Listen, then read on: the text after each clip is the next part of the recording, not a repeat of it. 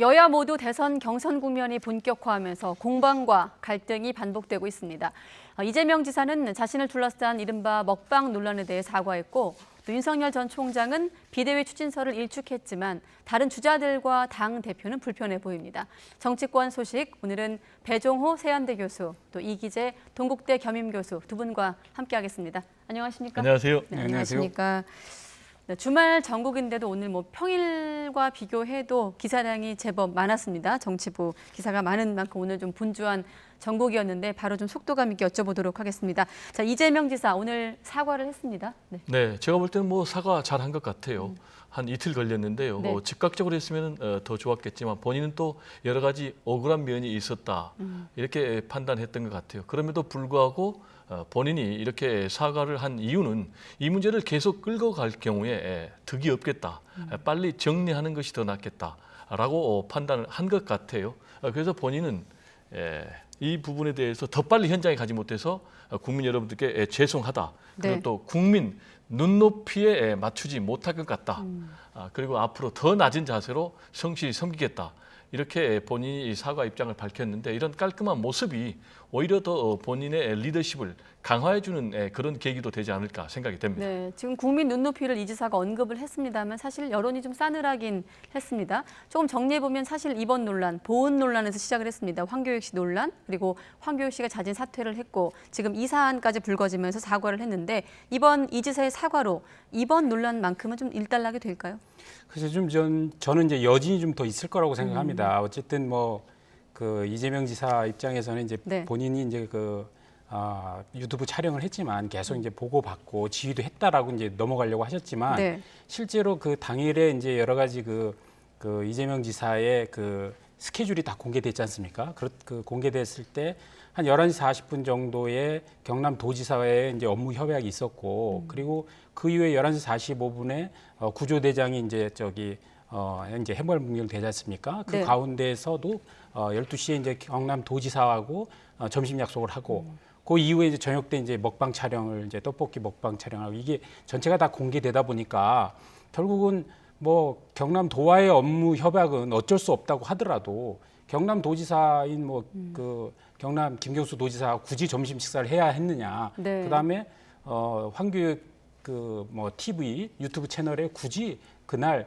꼭 참석해야 했느냐? 다음으로 연기할 수도 있지 않았느냐? 이런 문제가 제기되면서 사실 보고받고 지휘했다라고만 하고 넘어가기에는 사실 여론의 여러 가지 따가운 시선이 더 컸다고 보고요. 네. 저는 이 건이 단순하게 이제 사과로 이제 종결될 것보다는 이제 민주당이 또 TV 토론회가 있을 거 아닙니까? 그러면 네. 다시 어떤 도지사의 책임 문제로 지적이 되면서 한 번 더 여진이 있지 않겠나 이렇게 전망합니다. 네, 잠시 뒤에 그 도지사직 유지와 관련된 부분은 질문을 드리기로 하고 앞서 교수님께서 억울한 측면이 있다고 하셨는데 어제까지만 해도 실시간 지휘를 했다면서 억울하다는 입장을 밝히긴 했습니다. 뭐라고 발언을 했는지 한번 들어보도록 하겠습니다. 오늘 밤늦게 다음 경남 일정을 포기하고 또 현장에 새벽에 도착해서 현장 지휘를 충분히 했기 때문에 제가 할 수 있는 일을 최선을 다했다 이렇게 생각합니다. 국민의 안전의 문제를 가지고 왜곡하고 좀 심하게 문제 삼지 않았으면 좋겠습니다. 그러니까 일단 이 지사 사과 직전에 이제 발언이기 때문에 여기에 대해서 국민의힘은 물론이고 대선 국면이다 보니까 당내 다른 주자들까지 어떤 맹폭을 가하기도 했는데 어떻게 이 같은 비판의 목소리 저는 이제 우리 평가하십니까? 이기재 교수님하고 좀 생각이 다른 게 논란이 계속 될 것이다라고 했는데 저는 논란이 정리된다고 봅니다. 왜냐하면 당장 사과하니까 네. 김두관 후보 같은 경우에 역시 이재명이다. 라는 그런 주제를 달아가지고 페북에 반응을 보였어요. 뭐라고 네. 하냐면 이렇게 사과를 해주니까 고맙다.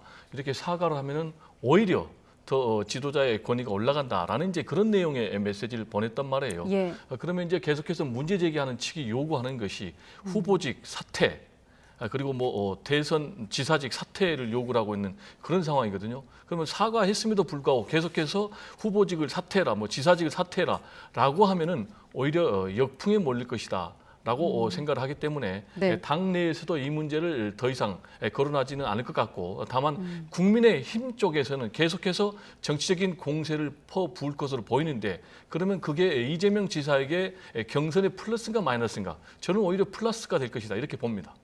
그러면 이 지사 측의 이번 사과 행보는 본선까지 좀 고려한 측면이 있다. 그렇죠. 왜냐하면 이 문제를 정리하지 않으면 계속해서 문제가 되니까 깔끔하게 이제 사과를 했는데 사과를 했음에도 불구하고 네. 계속해서 물귀신 작전으로 뒷다리를 잡는다면은 그게 바람직한 그런 모습은 아니다라고 국민 유권자들이 판단할 것 같습니다. 네, 이번 그 쿠팡 화재, 이른바 먹방 논란을 좀 사물로 좀 비유했을 때 카메라를 좀 줌아웃 해보면은 경기도 지사직 유지와 관련된 리스크 논란 아니겠습니까? 사실 아까 그 사과문의 뒷부분이 좀 잘렸는데 거기에 보면은 성실하게 경기도민을 섬길 것이다라면서 지사직을 유지하겠다는 점도 이 지사가 강조를 했습니다. 법정 시한이 12월 9일이잖아요. 그때까지 유지할 거라고 보십니까? 지금 뭐 이재명 지사는 그렇게 하겠다고 얘기를 하고 있는 것이고요. 그러니까 또 이제 지사 찬스 얘기가 되는데 네. 결국 이제 지사 찬스라는 거는 도지사직을 유지하면서 일단은 이재명 지사는 일단 기본적으로 본인은 월급을 받고 있고요. 예. 세금으로 월급을 받고 있고 그다음에 많은 참모진들을 그대로 저 경기도의 공무원으로 고용을 하고 있습니다. 그리고 지금 그 경기도의 많은 예산들을 뭐 홍보비든 뭐 이번에 뭐 재난 기본소득 지급이라든가 이런 네. 식으로 전용을 하고 있고 그런 차원에서 지사 찬스 계속 일을 하고 있는데 지사직을 하면서도 좀 불리한 측면이 하나 있습니다. 뭐냐면 시간. 본인의 시간을 경선 선거운동에 오로지 쏟고 있지 못한 그런 단점이 있죠. 네. 근데 그런 부분조차도 이번에 먹방 TV 유튜브 촬영에서 나오듯이 이걸 편법적으로 이용했구나라는 점을 국민들이 알게 된 겁니다. 실제로 그 6월 지금 이제 사고 당일 이제 6월 17일이지 않습니까? 네네. 경상남도하고 협약. 근데 그 전에 6월 4일 날 대구시하고 또 업무 협약이 있었고요. 6월 11일 날은 또 제주도에 업무 협약을 하겠다고 내려오겠다는 거를 오히려 원희룡 지사가 코로나를 이유로 이제 예. 내려오지 말라고 해버렸거든요. 그러니까 6월 달에 집중적으로 사실은 그 각 시도와의 업무 협약을 근거로 지방 행보를 하셨던 거예요, 이미. 뭐 공식 출마 전이긴 합니다만은. 그렇죠. 네. 출마 전에 오히려 지방 행보를 하면서 여러 가지 이제 선거운동 관련한 물론 이제 그건 이제 법적으로는 이제 다툴 문제가 있지만 예. 오해가 살 만한 행동을 했다는 것이죠. 그런 측면에서 볼 때 지사 찬스가 다시 얘기될 수밖에 없는 왜냐하면 지사직을 누리면서 얻을 수 있는 건 다 얻고 또 불리한 것들은 또 편법적으로 이용하는 거 아니냐 이런 문제를 제기할 수 있다는 겁니다. 네. 민주당 본경선까지는 계속해서 이 지사직 유지 논란이 이어질 것 같긴 합니다. 본인은 확실하게 이 지사직을 유지하겠다라고 입장을 밝혔기 때문에요. 네. 그건 이제 번복하지는 않을 것 같고요. 지금 이제 우리 교수님께서는 지사직의 유불리 문제, 지사직 찬스 또는 리스크 차원에서만 얘기를 했는데 물론 이제 지사직 찬스도 있을 것이고 리스크도 있을 것입니다. 네. 근데 저는 이런 앵글로 보면은 안 되고 지사직의 책무 차원에서 이 문제를 접근해야 된다. 과연 지사직을 성실히 수행하는 것이 맞느냐, 그렇지 않은 것이 맞느냐라는 차원에서 이걸 판단해야지 네. 지사직을 수행하는 과정에서 플러스냐 마이너스냐로 계속해서 정치적으로만 판단하면은 이 본질을 좀 훼손하는 것 같고요. 지금 이제 원희룡 전 지사 같은 경우는 사실 본인의 경선 전략 때문에 변방이고 지지율이 바닥이고 또 앞으로 정치적인 미래를 고려해서 본인이 먼저 사퇴를 했는데요. 지금 코로나19 상황에서 지사직을 사퇴한 것이 책임 있는 그런 행동일까라고 제주도민들이 생각할지 저는 상당히 의문이고요. 지금 이재명 지사 같은 경우는 공약 이행률이 95%가 넘고 전국 지사들 같은 경우 평가를 해보면은 1위가 나오고 있거든요. 그리고 경기도민들 그리고 인천 지역에서 굉장히 지지율이 높은 이런 상황이기 때문에 경기도 지사직을 유지하는 것이 오히려 지사직을 네. 법에 따라서 하는 것도 맞고 본인 입장에서는 계속 도민들의 지지를 받는 길이기 때문에 계속해서 이런 지사직을 유지하는 그런 행보를 하지 않을까 생각이 됩니다. 네, 지사직 유지에 대한 두 분의 생각은 확실하게 들었고, 자 민주당과 관련해서 한 가지만 더 짚어보겠습니다. 지금 2주 후면 이제 본격적으로 지역 순회 경선에 돌입을 하는데 충청권 민심 잡기에 나섰습니다. 지금 시점에서 민주당의 충청권 민심 어떤 상징적인 의미가 있습니까? 일단 민주당 같은 경우는 지금 기본적으로 경선 전에 선거 전략과 관련해서도 결국 이제 호남을 중심으로 한 정당 아닙니까? 네. 그러다 보니까 호남의 유권자 구성만으로는 사실은 어떤 유권자 비율로 볼 때 사실 호남이 한 10%밖에 네. 안 되지 않습니까? 그래서 충청하고 연합을 해야만 그나마 영남하고 인구 구성이 비슷해지는 상황이거든요. 예. 그렇기 때문에 과거 DJP 연대에서 볼 수 있듯이 충청 자체는 굉장히 캐스팅 보드로서 민주당의 중요한 지역이고요. 또 경선만 보더라도 사실 유권 경선만 보더라도 권리당원 같은 경우는 12%밖에 비중이 안 되지만 네. 이번에 첫 번째 지역을 대전 충남에서 하게 됩니다. 그리고 나서 이제 9월 12일 날 첫 번째 이제 선거인단 투표를 하게 되기 때문에 네. 첫 번째 선거인단 투표 결과에 따라서 두 번째, 세 번째 긴밀한 영향을 미치기 때문에 민주당의 후보들 입장에서는 전략적 거점으로서 충청을 집중할 수밖에 없다 이렇게 분석할 수 있습니다.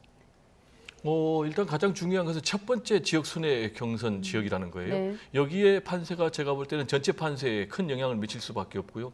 만약에 여기에서 이재명 지사가 뭐 압도적인 1위를 한다면 대세론이 굉장히 탄력을 받을 수밖에 없고, 다만 이낙연 2위 지금 전 대표가 만약에 역전한다라든지 대등한 그런 결과가 나온다면은 네. 상당 부분 추격의 발판을 만들 것 같고요. 나머지 이제 3, 4, 5, 6위 주자들이 굉장히 약진한다면은 2위 탈환을 위해서 맹추격전을 벌일 수 있다라는 점에서 매우 중요하고요. 그렇지만 또 중요한 점은 여기가 이제 교수님께서 말씀하신 중원이거든요. 사실 대선에서 중원을 차지하면은, 그러니까 충청을 차지하면은 대선에 승리를 했거든요. 구체적으로 DJ 같은 경우 DJP 연합을 통해서 충청 지역에서 41만 표를 이회창 후보한테 이겨가지고 결국 본선에서 39만 표 차로 신승한 그런 일이 있었고요. 네. 노무현 전 대통령 같은 경우도 이회창 후보를 향해서 57만 표를 이겼는데 이 충청도 지역에서 26만 표를 이겼거든요. 따라서 이 지역에서 어느 후보가 어느 정도 지지율로 선두를 하느냐가 굉장히 큰 의미가 있다. 이렇게 저는 정리를 합니다. 네, 알겠습니다. 이번에 국민의힘 상황으로 바로 넘어가 보도록 하겠습니다. 뭐 아시겠지만 최근에 녹취록 논란이 있었고 토론회 취소, 또 경선 규칙 논란에 이어서 이번에 이제 비대위 추진 서울까지 얹어지면서 뭐 연일 여기도 지금 공방과 논란이 추가되고 있습니다. 일단은 윤석열 캠프 측에서는 가짜 뉴스다, 법적 대응하겠다까지 나왔습니다. 입장이. 그렇죠. 제가 볼 때도 비대위 구성은 사실 좀 상식적으로 말이 안 되는 겁니다. 왜냐하면 이준석 당대표가 지금 선출된 지 2달밖에 안 됐고 네. 2030 세대한테 두터운 지지를 받고 있지 않습니까? 그리고 이제 최근에 이제 여러 가지 이제 당 후보들과의 논쟁을 통해서 이제 당의 리더십 문제에 대해서 사실 실추되긴 했지만 네. 그럼에도 불구하고 이준석 당대표를 흔들어서 비대위 체제로 전환하겠다는 생각을 당의 후보 캠프 진영에서 가진 사람이 저는 정상적으로 없다고 보고요. 다만 이제 지금 뭐 신문사에서 윤 캠프 관계자라는 이름을 빌어서 이제 얘기를 했는데 네. 그 관계자가 진짜 뭐 주요 지책에 있는 관계자인지 확인해 봐야 될 필요가 있는 것이고 예. 어차피 신문에서 뭐 쓴다고 해서 이게 다 되는 것은 아니잖아요. 캠프의 공식적 입장이 아니기 때문에 네. 저는 좀 말이 안 되는 얘기를 하고 있기 때문에 저는 이제 윤석열 캠프 입장에서 공식적으로 이거에 대해서 대응하겠다. 가짜 뉴스다라고 한 것이 저는 그런 차원에서 정리가 될 것이라고 생각합니다. 네, 최재형 전 원장 같은 경우는 이번 논란에 대해서 자폭 정치다라고 표현을 했고, 홍준표 후보 같은 경우는 나이가 어려도 당 대표는 최고의 어른이라며 이제 이준석 지도부를 좀 두둔하는 발언을 하고 있거든요. 최근에 이제 윤석열 전 총장 측과 지도부의 갈등을 좀 의식한 발언 같기도 하고요. 그렇습니다. 네. 지금 이 문제는요. 국민의힘에서 권력 투쟁이 노골화되고 있기 때문에 벌어진 건데요. 우리 교수님 같은 경우는 이 비대위 체제 신설과 관련해서 상식적이지가 않다, 비정상적이다라고 얘기했는데 지금 전혀 상식적이지가 않고 비정상적인 일들이 국민의힘에서 벌어지고 있어요. 그게 무슨 얘기입니까? 윤석열 전 총장 같은 경우 입당을 하는 과정에서 대표한테 알리지도 않고 대표가 없는데 입당을 했어요. 그리고 이제 정치 초년생이 당대표가 주관한 행사에 연거푸 지금 참석을 안 하고 있고, 또 TV 토론도 거부하면서 굉장히 문제를 만들고 있고, 윤석열 전 총장 캠프 측에서는 이미 이준석 대표 탄핵까지 얘기를 한 그런 상황이에요. 그리고 김재원 최고위원이 뭐라고 그랬습니까? 김종인 비대위원장을 어른으로 다시 모셔야 된다라는 네. 얘기는 당 현재 지도부가 이준석 대표를 정면으로 부정한 거예요. 따라서 비대위 체제 신설은 지금 현재 실제로 구상되고 있는 그런 현안이고요. 따라서 이준석 대표도 여기에 대해서 아주 신랄하게 공격을 했지 않습니까? 그래서 지금 이제 뭐 홍준표, 최재형 이런 분들이 계속해서 사실상 윤석열 때리기를 나서고 있는데 지금 작게 보면은 이준석, 윤석열이 충돌하고 있지만 저는 크게 보면은 친윤석열 대 반윤석열이 정면으로 권력 투쟁하고 있다. 당의 후보를 위해서. 네. 그런데 지금 이 문제는 이미 데스매치 어느 한쪽이 죽는 순간까지 계속 가기로 돼 있기 때문에 그게 무슨 얘기입니까? 이준석 대표는 지금 생각하는 게 윤석열 전 총장을 하면 대선 필패한다. 지금 구체적으로 얘기를 했지 않습니까? 오세훈 차출론도 얘기를 했고 현재 지금 대선을 치르면 5%포인트 진다. 이 얘기는 무슨 얘기겠습니까? 윤석열 전 총장으로 하면 안 된다라는 얘기를 공식으로 한 거예요. 그리고 윤석열 전 총장 측에서는 이미 탄핵 얘기를 했기 때문에 제가 볼 때는 이런 두 사람을 둘러싼 권력 투쟁 양상은 앞으로 계속해서 더 심화될 것이다. 저는 이렇게 전망을 합니다. 네, 최근 논란에 대해서 이번 주 들어서 이른바 뭐 친목 시위냐 발언 자제냐 좀 논란이 있었습니다만 아무튼 말을 아꼈던 이준석 대표도 버스에 앉았더니 운전대가 없다라고 이제 어떤 감정을 표현했다고 해야 될까요? 어떤 불편한 심기를 좀 드러내기도 했는데 어떻습니까? 일단 교수님 말씀하신 것 중에 이준석 대표가 그 윤석열 필패론 얘기했다는 것은 사실 무근이고요. 그렇게 말은 안 했습니다. 그러니까 약간 오해를 하신 것 같고요. 공식화한 적은 제가 봐도 없는 것 같아요. 그건 제가 또 해명을 할게요. 근거 없는 얘기는 안 하니까. 해명까지는 필요 없습니다. 아니 얘기를 해야죠. 그리고 제가 볼 때는 이제 이준석 대표가 사실 이번에 이제 후보들과의 이제 논쟁을 통해서 좀 그 톤다운을 좀 했지 않습니까? 예. 그래서 이제 최고위원회에서 두 번이나 말을 안 했는데 그 다음에 또 이제 바로 또 인터뷰에서 또 이제 운전대가 없다. 뭐 경선버스 이제 운전하려고 하니까 이제 운전대를 없고 의자를 누가 부쉈다. 뭐 이런 식으로 발언을 하셨는데 네. 좀 이준석 대표가 좀 조심을 좀 했으면 좋겠다는 생각을 해요. 왜냐하면 그동안 갈등 양상이 좀 봉합되어지려고 하는 상황인데 다시 이렇게 또 문제를 야기하고 있는 것 같거든요. 제가 볼 때는 가장 결정적으로 우리 이준석 대표가 경선 버스를 본인이 운전해야 된다는 생각을 갖고 있는 것에 저는 문제가 있다고 봅니다. 예. 왜냐하면 경선 버스에 대한 운전사는 당 대표가 하는 게 아니에요. 경선 버스는 선거관리위원장이 끌고 가야 됩니다.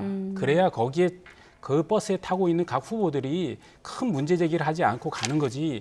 당 대표가 거기에 앉아서 왼쪽으로 틀고 오른쪽으로 틀고 이렇게 되면 후보들이 당연히 문제 제기를 하게 돼 있는 겁니다. 그래서 당 대표는 경선버스는 선거관리위원장이 끌고 가게 하고 그 뒤에서 당의 본진을 끌고 가든가 아니면 경선버스가 제대로 갈 수 있도록 호위하거나 전방에서 이걸 잘 올바른 방향으로 갈 수 있도록 유도해가는 역할을 해야 되는 것이지 본인이 운전자가 되겠다는 생각을 가지면 가질수록 계속 후보층과 충돌할 수밖에 없다. 왜냐하면 과거에도 선거관리위원장, 대선에서의 선거관리위원장, 그다음에 총선 때 공천관리위원장은 대부분 외부에서 중립적 인사를 통해서 중립적 인사한테 맡겨왔습니다. 왜 맡겼냐면 대부분 당내 인사라든가 당대표는 어떤 정치적 이해관계에 의해서 뽑힌 사람이기 때문에 네. 특정한 계파라든가 이런 거에 연결될 가능성이 높아요. 그렇기 때문에 당대표가 이런 선거에 직접적 개입하는 것을 좀 자제해야 된다라고 생각을 하고 예. 그러면서 그동안에 좀 각 후보 측과의 논쟁이 좀 수면 아래로 좀 내려가는 상황인데 다시금 또 이렇게 인터뷰를 통해서 이렇게 하는 부분을 조금 조심해야 되지 않겠나 이렇게 생각합니다. 네. 혹시 덧붙이실 말씀? 네, 앞서, 일단 네. 뭐 제가 말씀드린 것에 대해서 사실 무근이라고 얘기를 했는데 이준석 대표가 세 가지를 얘기했어요. 지금 대선을 치르면 5%포인트로 패배한다라고 얘기를 했거든요. 근데 지금 국민의힘에서 1위 주자가 누굽니까? 윤석열 아닙니까? 그리고 두 번째로는 오세훈 차출설을 얘기를 했거든요. 근데 지금 1위가 윤석열 전 총장이거든요. 그리고 세 번째로 이번에 녹취록 파문 과정에서 TV 토론 두 번이면 끝난다. 그것도 윤석열 전 총장을 얘기를 했어요. 이 얘기는 뭐냐면은 이미 이준석 대표 마음에 윤석열이라는 카드를 내세울 때는 대선 승리할 수 없다라는 게 제가 말씀드린 세 가지 근거를 가지고 이미 네. 노출이 된 거예요. 근데 저더러 사실 무근이라면 좀 그거는 제가 볼 때는 오히려 논리적으로 안 맞고 두 번째로 이준석 대표가 경선 버스의 운전대를 잡으면 안 된다라고 얘기했는데 이 부분은 저하고 좀 달라요. 지금 이제 공천관리위원장을 가지고 얘기를 했는데 네. 그때 당시에도 결국은 당 대표는 역할을 합니다. 전체 총선이면 총선 승리를 위해서 그래서 공천관리위원장하고 서로 협의를 하는 거죠. 그러면 경선 버스의 운전과 관련해서는 그러면은 선거 관리만 있는 게 아니고 전체 당 운영을 한다면은 포괄적으로 본다면은 당 대표가 책임이 있는 거죠.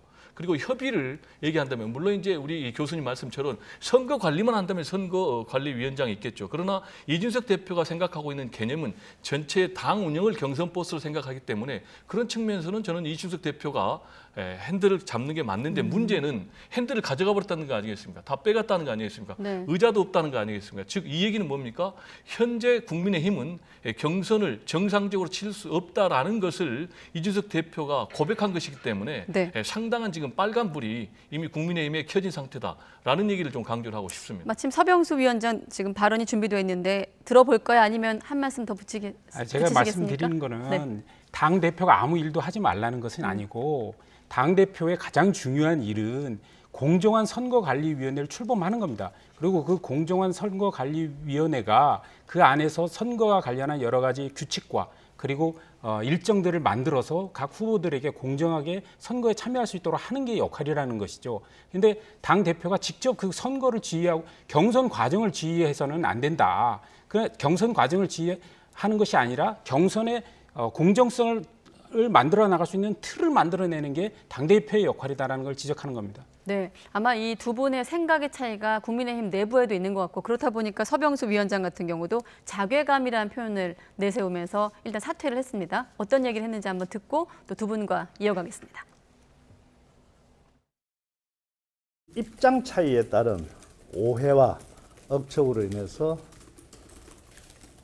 공정성과 객관성에 대해서 의심을 받는 그런 처지에 대해서 경선준비위원장으로서 상당히 자괴감을 느끼고 책임을 지고 오늘부로 경선준비위원장직을 내려놓겠습니다.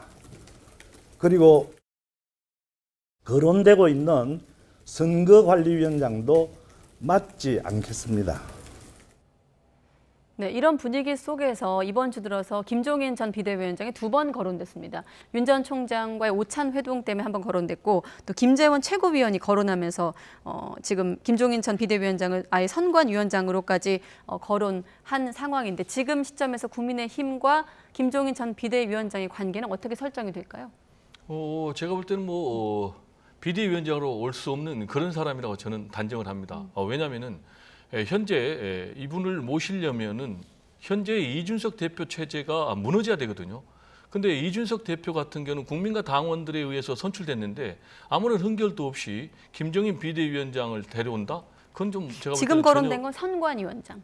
아니 그러니까 그거는 있을 수 없는 일인데 지금 김재원 같은 경우는 구체적으로 비대위원장으로 얘기를 했지 선관위원장으로 얘기를 안 했어요. 그래서 이제 두 번째로 앵커께서 말씀하신 대로 선관위원장에도 저는 이제 부적절하다고 생각합니다. 왜냐하면 선관위원장의 가장 중요한 건 뭐겠습니까? 우리 교수님도 얘기했지만은 중립성, 엄정한 공정한 그런 관리 아니겠습니까? 그런데 지금 김종인 전 비대위원장 같은 경우 최근에 윤석열 전 총장과 굉장히 회동을 하면서 사실상 이준석 대표의 여러 가지 잘못을 지적하고 동시에 윤석열 전 총장 외에는 대안이 없다라면서 사실상 윤석열 전 총장의 손을 들어줬거든요. 그리고 실제로 김종인 전 비대위원장의 핵심 측근 3인방이 지금 윤석열 전 총장 캠프의 핵심 역할을 하고 있거든요.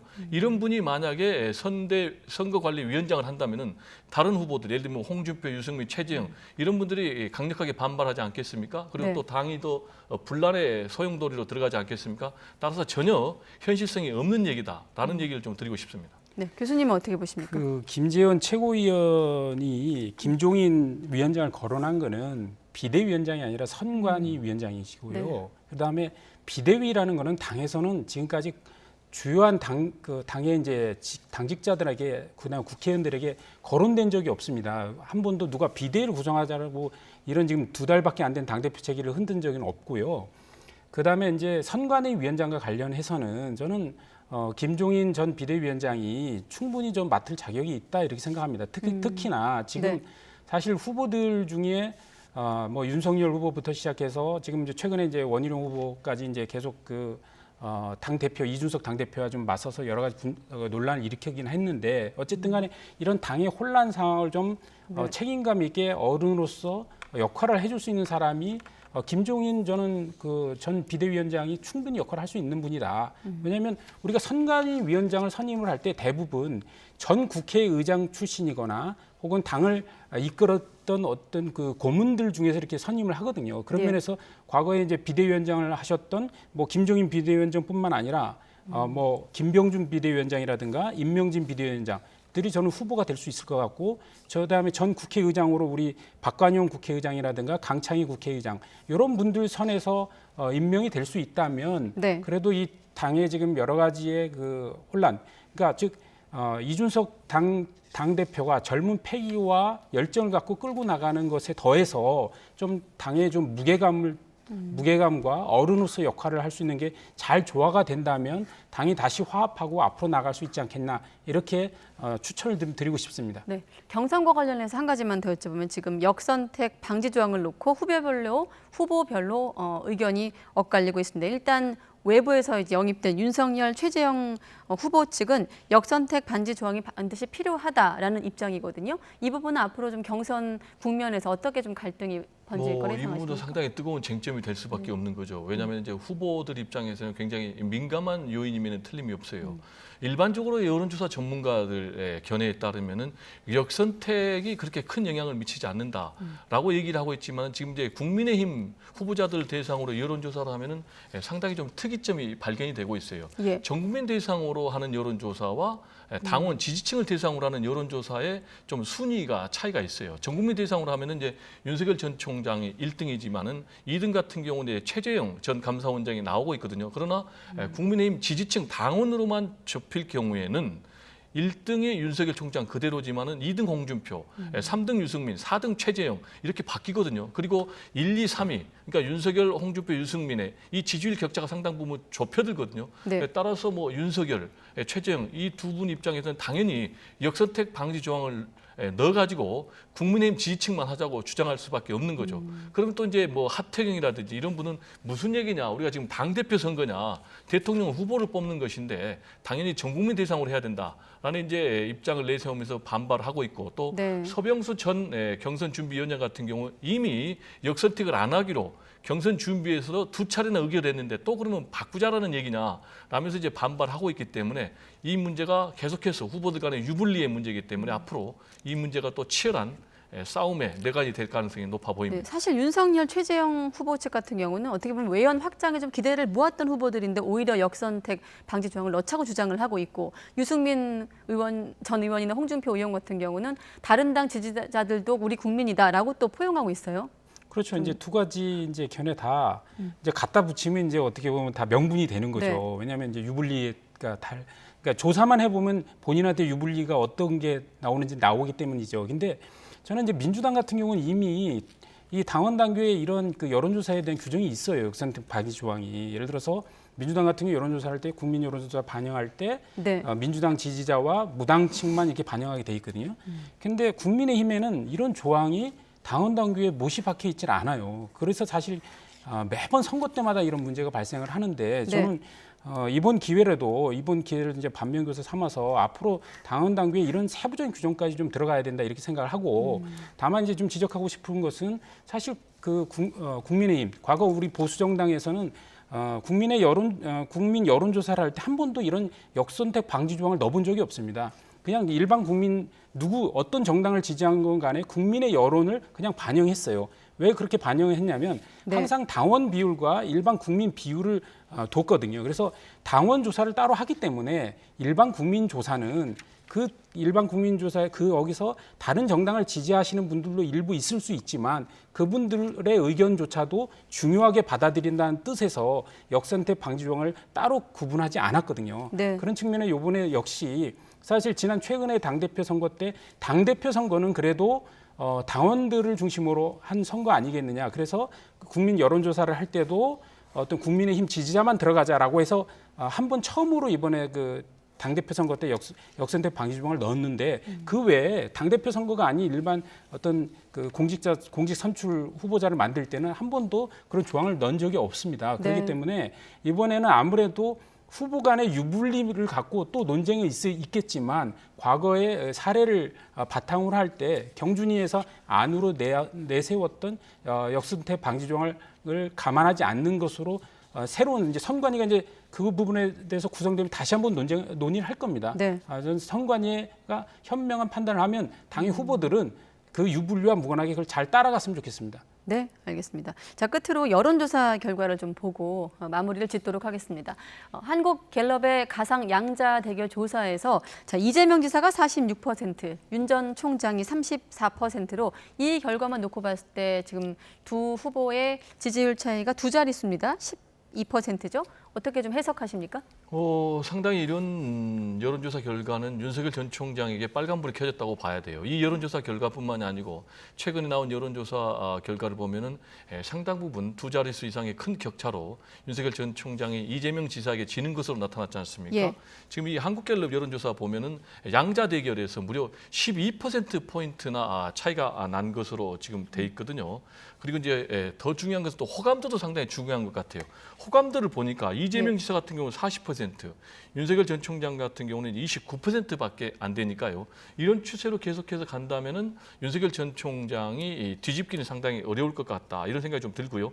MBC 여론조사는 또 재밌는 대목이 있어요. MBC 여론조사에서 상당히 진 것으로 나타났는데 부동산 문제 해결을 누가 잘할 것 같냐라고 물어보니까 이재명 25%, 윤석열 전 총장은 10%. 그러면 코로나 위기 대응은 누가 잘하는 것 같냐? 이렇게 물어보니까 이재명 30%, 윤석열 전 총장 10%밖에 안 나왔거든요. 네. 그런데 왜 이런 효과가 계속해서 여론조사 결과가 나오는 것인가? 라는 것과 관련해서는 역시 본인이 일일 일실현 이런 잘못도 있지만은 구체적인 앞으로의 대안과 비전과 정책을 제시하지 못하고 반대만을 부르짖다 보니까 이런 좀 결과가 나온 것이 아닌가 분석이 됩니다. 네, 윤 전 총장과 또 이낙연 전 대표의 양자 대결 결과도 있는데 36%로 같은 지지율을 보이고 있습니다. 앞서 교수님께서 좀 윤 전 총장의 어떤 부진한 이유를 설명해 주셨는데 이 다음의 가상 대결과 좀 합쳐서 교수님께서는 어떻게 해석하십니까? 우선 갤럽 조사는 이번에 그 가상 대결은 처음 했습니다. 그렇기 때문에 과거에 어땠는데 지금 이렇게 됐다라는 이제 비교 평가를 하기 되게 어려워요. 그래서 다른 여론조사들의 그 다른 이제 여론조사 기관들의 평가를 보면 가상 대결에서 윤석열 후보가 많이 앞서는 결과가 있기도 하고 네. 혹은 이재명 지사가 앞서는 결과도 있기도 합니다. 그래서 그것들도 역시 추세로 봐야 되는데 갤럽 조사 같은 경우는 가상 대결 처음에 했기 때문에 단순 비교하기는 어려워요. 그렇지만 아까 교수님께서 얘기하신 호감도 조사 부분은 3월 달에 했고 이번에 8월 달에 한 게 있거든요. 그걸 네. 비교해 보면 윤석열 후보 같은 경우는 11%가 떨어졌고 이재명 후보 같은 경우 6%가 떨어졌어요. 그래서 두 후보 모두 호감도가 떨어졌습니다. 그거는 아무래도 이제 5개월 동안 이제 선거전이 치러지면서 많은 네거티브 공세나 여러 가지 이제 실수들에 의해서 전체적으로 호감도가 좀 동반 추락했다 이렇게 볼 수 있고 윤석열 후보가 좀 상대적으로 좀 더 추락했다 이렇게 좀 그 데이터상 분석할 수 있을 것 같거든요. 그래서 네. 이런 부분은 그 앞으로 이제 갤럽 조사 같은 경우는 지금 현재 12% 차이 나고 이재명 이낙연 후보와 윤석열 후보 같은 경우는 이제 동률이 나오긴 하지만 요 결과는 다음번에 다시 한번 갤럽이 이제 양자 대결할 때 그 지지율의 변화 이걸 보면 이제 어느 정도의 추세를 좀 가늠할 수 있을 것 같습니다. 네, 알겠습니다. 또 다음 주엔 대선 전국에서 어떤 변수들이 등장을 해서 또 지지율을 흔들고 어떻게 좀 오르고 내릴지 함께 지켜보도록 하겠습니다. 오늘은 여기서 마무리 짓도록 하겠습니다. 두 분 고맙습니다. 네, 감사합니다.